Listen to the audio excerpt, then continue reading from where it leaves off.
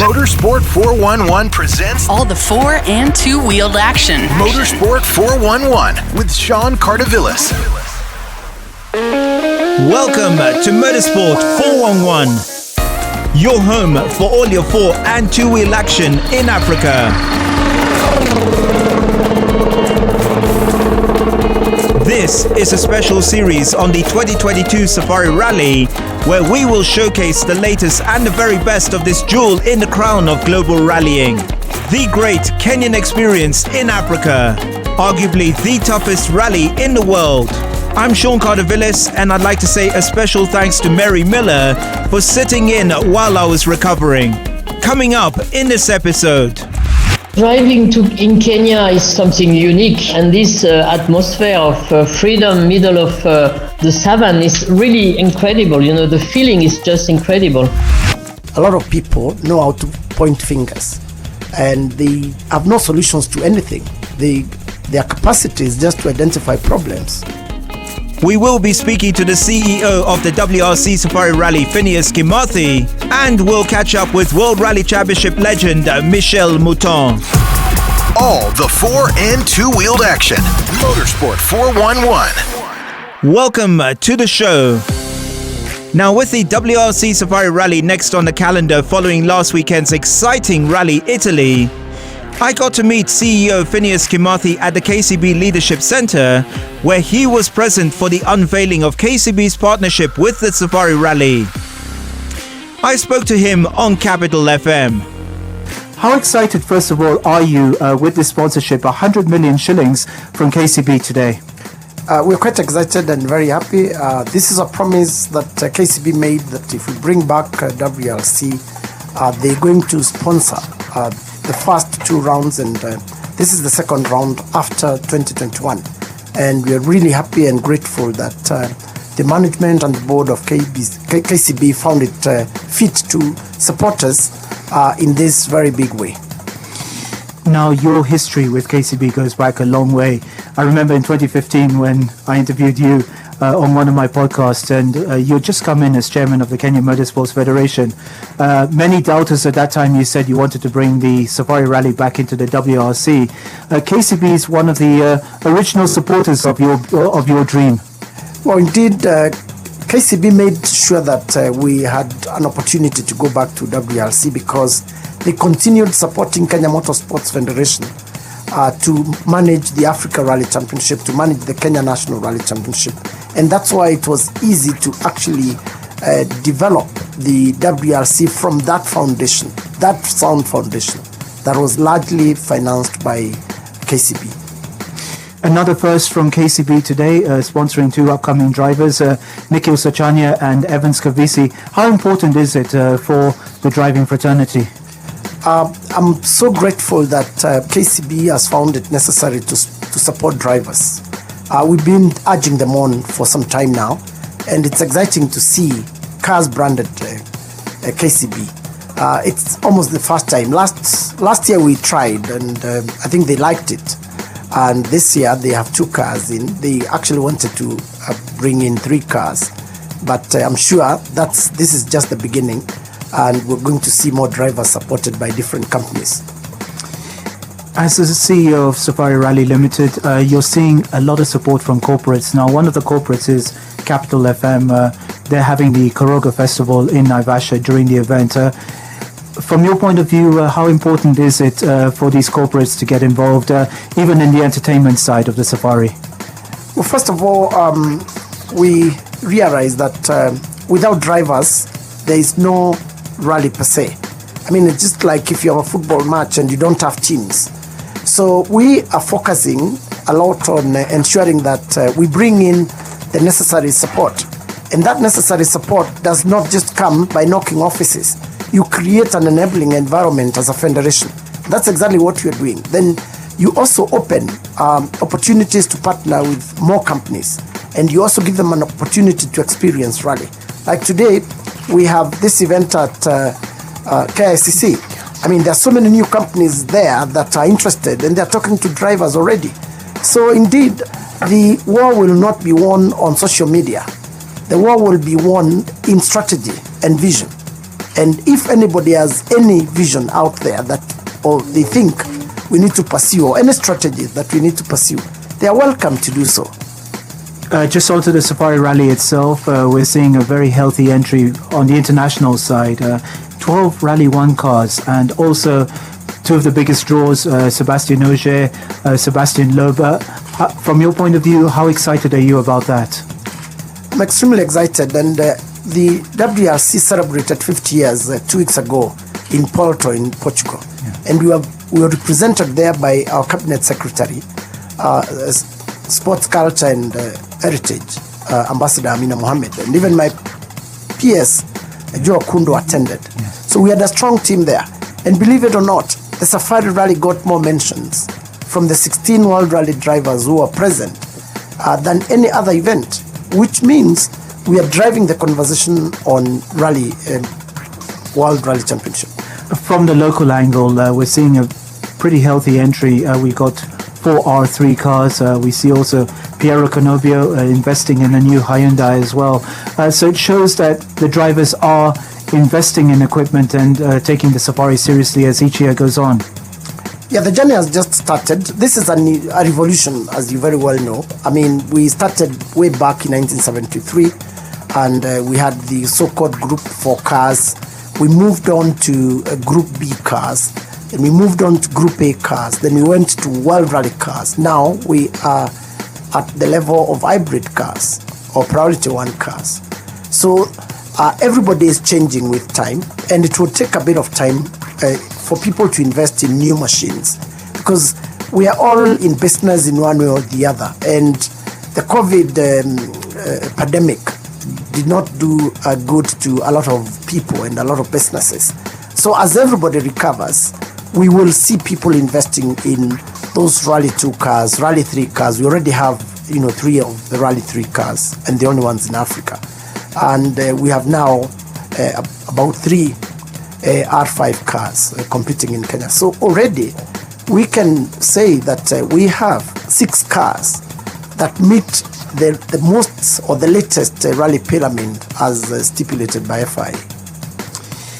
We know, despite you being very busy, you are active on social media. No doubt you've seen there's a lot of debate about the state of the local championship, the Kenya National Rally Championship. Unfortunately, just 10 entries in the Eldoret Rally. We are in transition. We've seen temporary breaks from the likes of Flash Tundo, Baldev Chaga, Onkarai, of course, no longer in the sport. From your point of view, is rallying in transition, how much of it also comes down to the economy? Because we've also spoken to some of the drivers here. They're saying it's a very tough environment economically at the moment. It is tough economically, you're right. But let me just expound on something that people are discussing without looking at the details of what is happening. And the sad bit is that a lot of people know how to point fingers, and they have no solutions to anything. Their capacity is just to identify problems. And it is good for us to ask ourselves before we speak, how much of this problem can I solve? And do I have an idea how to solve that problem? Because then social media solves no problem. It just makes things worse. Because if you have sponsors today coming in with 2 drivers, they've been sponsored, and many other companies will unveil their drivers. And people who've never owned a competition license, people who've never competed, we allow them to be the ones who are refereeing what we are doing. We are failing in a way, especially the drivers, the legends, the stakeholders who love this sport. You have somebody sitting somewhere in Narok, grazing cows, writing stuff about rally. They know nothing about it. No one wakes up to defend the sport. But things will change, and the entry in Eldoret actually has very many factors that led to that entry being that low. Things will be very, very different as we move forward, and I can only see a much brighter future for motorsports than anything else. If we were able to return the WRC back, then fixing Kenya National to me is probably a dessert. Just finally, onto the Safari Rally, you've got the local entries as well for the Kenya National Rally Championship side of things. We can see that you've relaxed the rules a lot as well. That should help the local entries. Yes, we're running our own regulations, the national competition regulations for Kenya Motorsports Federation, which we've completely relaxed to ensure that different types of cars can actually enter. The people talking on social media should spare a bit of, airtime and just make a call, either to me or to the general manager of the federation or to their club chairman. KMSF is not one, amorphous body sitting out there. KMSF is actually the people who write in that social media, because they are members of some clubs. They don't even talk to their own, club chairman. If you ask them if they know their chairman, they might not even know. And those are the clubs that have come together to form the federation. And those are the clubs that actually organize events. Thank you so much. We do wish you the best of luck to you and your team. We're really looking forward, on behalf of Capital FM, being at the event. The best of luck, and thank you so much for speaking to us. Thank you, and welcome to the Safari Rally 2022 in Naivasha, 22nd to 27. Asanteni. That's Safari Rally CEO Phineas Kimathi speaking to me on Capital FM. We'll be back.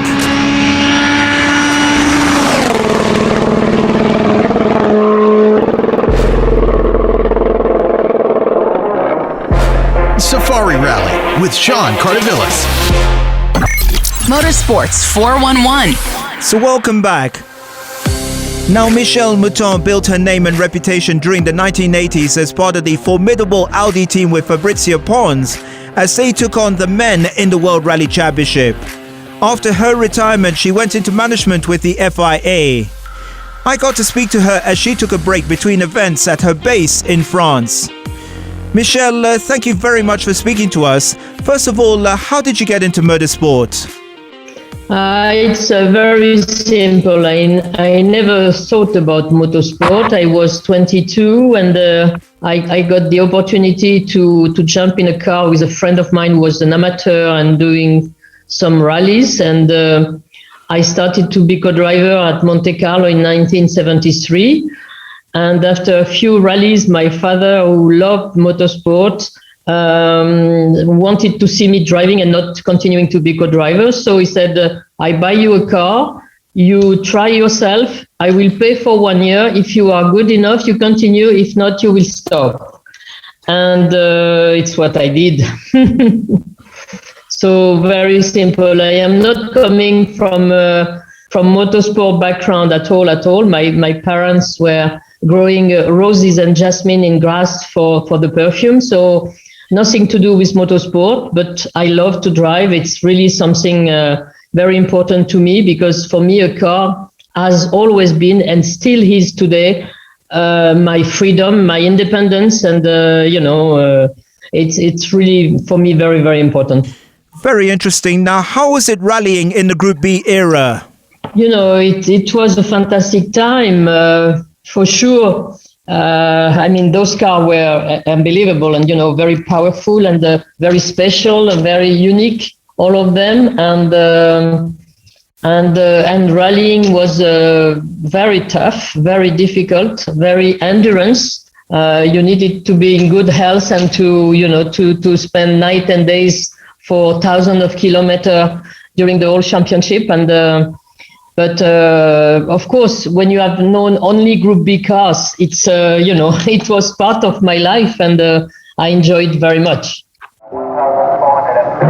First car to tackle the treacherous 5,000 kilometers across equatorial Africa is fittingly the First Lady of Rallying, Michele Mouton, France.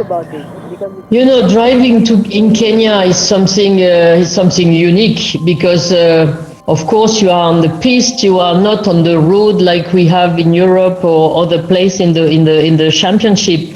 And this atmosphere of freedom, middle of the savannah is really incredible. The feeling is just incredible.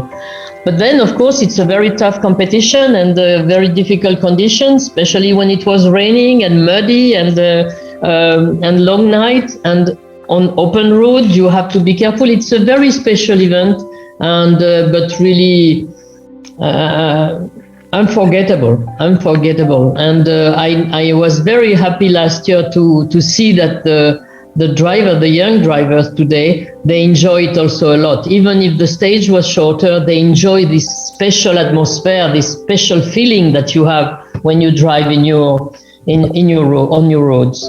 Now, Michele, you were very famous, of course, back in the 80s for your long black hair, but also your short tempers, so to speak. You were known as the Black Volcano. Just tell us about that nickname. Yeah, it's true that I had long curly hair, black curly hair, and you know, I am from a Latin country, so I am quite reactive immediately. You know, when I have something to say, it's straightforward.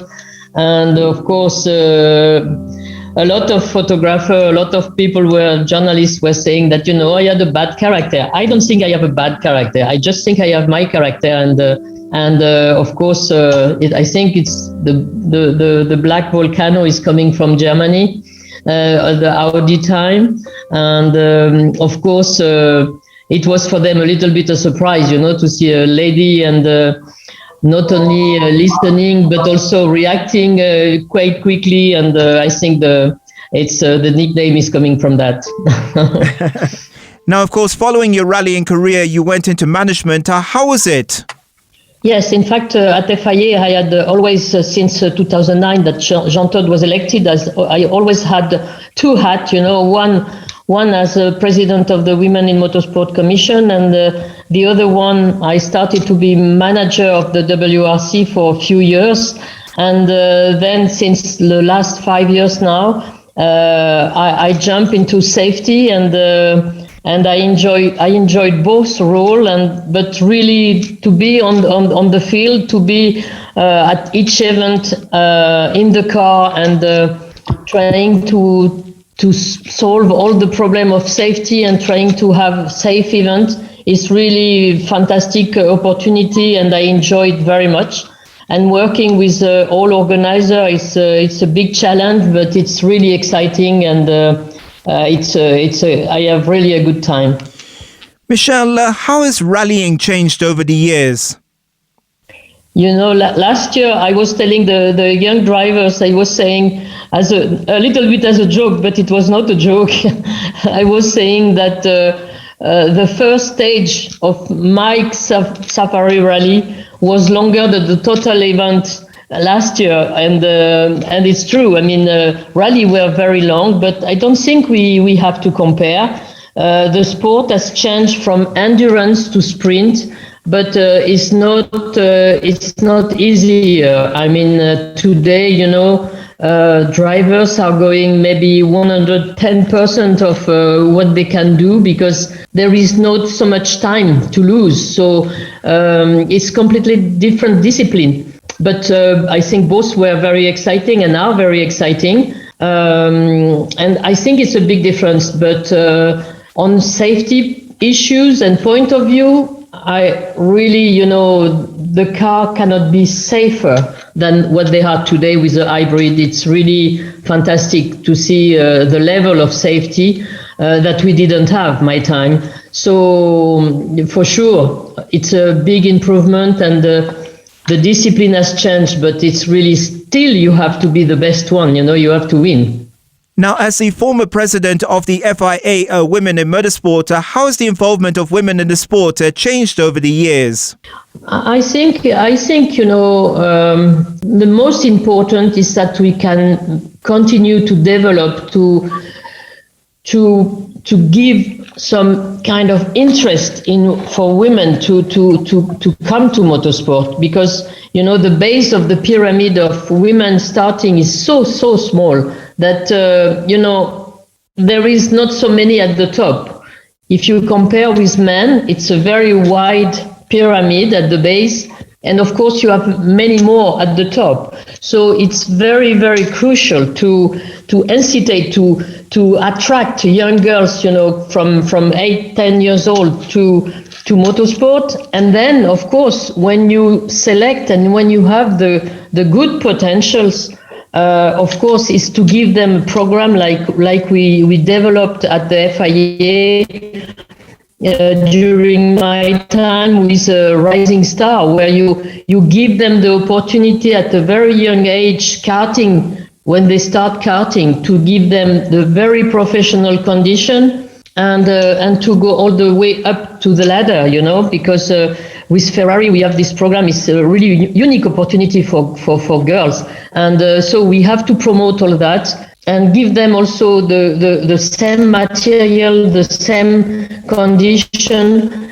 And I think it's why I succeed, you know. I was lucky enough that manufacturer gave me this opportunity, and with the same material as my best team made, it was impossible for me not to try to do the same. And so it has helped me a lot to drive with the best one, to push my limits, and it's what I recommend for all the women who are interested in motorsport.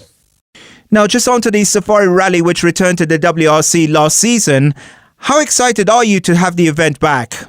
I was very happy that Jean-Claude insisted and wanted to have the Kenya back in the rally. And for me, I am pushing all the time also, because it's really a unique rally, and I am very excited to come back, because I see the drivers who like to come back and to fight again, and to have those special feeling in the stage. And so I am very excited to come back for sure, and I hope for a long time. Michele, just recounting a very famous saying by Ian Duncan, of course, one of our legends, where he said the Safari has become a glorified autocross, becoming more of a sprint than an endurance event. You've always wanted this event to be as tough as possible. Just explain a little bit about that. I hope I have convinced the organizer to keep the road, you know, the Kenya style, because we cannot change the character of the events. You know, I think it's a part of the interest of the championship to, you know, when you are in Kenya, you cannot be in Finland. It's not the same road, and it has to stay like this. So if you rebuild too much the road and you give them, you know, a very easy floor, I mean, it's for me it's kind of distracting a little bit the atmosphere and the Kenya style. And so I have been pushing, and I hope they listen to me, and they listen. And last year it was okay, and I hope it will be the same this year. And I just want to say also that, you know, it's very important to have uncertainty for the rally, you know, for the interest of the competition. If everything is too smooth and too easy, you know, there is like a lack of competition, really. But when you have to deal with bad condition, or, you know, choice of tires and everything, this uncertainty give a little bit flavor to the interest of the rally. Michele, you're very passionate about motorsport. Why do you love the sport so much? I don't know if I love motorsport. I think I love the challenge. I love challenge. And, you know, I took it, I was not planning at all to be a rally driver at all. But once I started, really, it was part of myself. I had to succeed. I had to push my limit, and because of that, I can say that I love motorsport, but I can spend days and days without talking about motorsport. I never talk about the past. I never talk about myself. But, you know, all the time I have been involved, and anything I am involved, I give the best I can all the time. So it's why people are saying I am passionate about motorsport. I just think I love motorsport because it was an incredible challenge for me. Michele, from us in Kenya, asante sana. Thank you so much for speaking to us. We really appreciate you taking the time out. I am coming back with pleasure in Nairobi, and I hope to see all the women in motorsport group, and I will enjoy to work with Hélène again, and see with her what we can improve, and if I can help, I will always be here. What I want to add is that I know that African people are very keen in rallying, and we could see last year the great atmosphere at the end of the stages. And, I hope they will enjoy again this year. We do that for people in the country where we are going. And I hope that the fan will come back and will enjoy this year again with the new hybrid cars. So that's the WRC legend, Michele Mouton. We'll be back. Motorsports 411 with Sean Cardovillis. So that's it for the show this week. Don't forget our build-up continues right up to the Safari Rally between the 23rd and the 26th of June. Our thanks once again to Safari Rally CEO Phineas Kimathi and WRC legend Michele Mouton. Our thanks as always to Big City Studios. I'm Sean Cardovillis.